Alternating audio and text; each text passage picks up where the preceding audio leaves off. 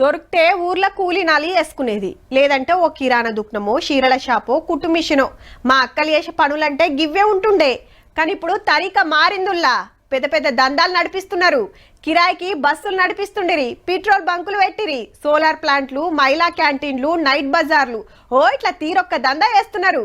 మరి గీడేం చాలు చేసిండ్రంటే తాగి పడేసిన కొబ్బరి బోండాలే అనుకుంటాం, కానీ అవిటితోటి కూడా ఆమ్దాన్ వస్తుంది. మళ్ళా గీ మిషనిదే పనితనం అంతా.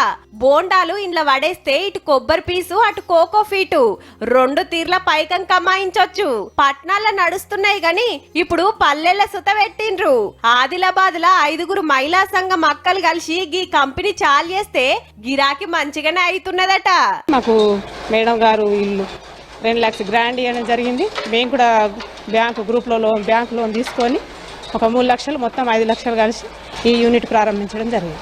గణేష్ విగ్రహాలు వేస్తానికి సోఫాలు బెడ్లల్లా పైన సీలింగ్ కోసం కొబ్బరి పీసు వాడుతుంటారు. సీజన్ తోటి పని లేదు, గిరాకీ రాదన్న టెన్షన్ లేదు. ఏడాదంతా ఆమ్దానే. జిల్లాల్లా గీ పనులు చేస్తోళ్ళు పట్నంకెళ్ళి కొనుక్కోబోతున్నారట. వీళ్ళు లోకల్లా తయారు చేసి జరంత తక్కువకే ఇస్తుండే వరకు ఈడికెళ్ళే కొనుక్కోబోతున్నారట. ఒక బండల్ 35 కిలోలు 30 కిలోలు ఒక బండల్ తయారు చేసి దాన్ని వాళ్ళు హైదరాబాద్ నుంచి తెప్పించుకోవాలంటే ఒక 2,000 రూపాయలు అట్లా ఖర్చు అవుతుంది. అలా కొంచెం తక్కువ ఒక 200 300 తక్కువ ఇస్తే వాళ్ళు వచ్చి తీసుకోవటానికి కూడా సిద్ధంగా ఉన్నారు. కోకో ఫీట్, కొబ్బరి పొట్టు, నర్సరీలా మొక్కలు పెంచుతానికి, ఇండ్ల మీద గార్డెనింగ్ చేస్తానికి మొక్కలకు ఎరువు లెక్క వాడుతుంటారు. మొలకలకు మంచి బలమట.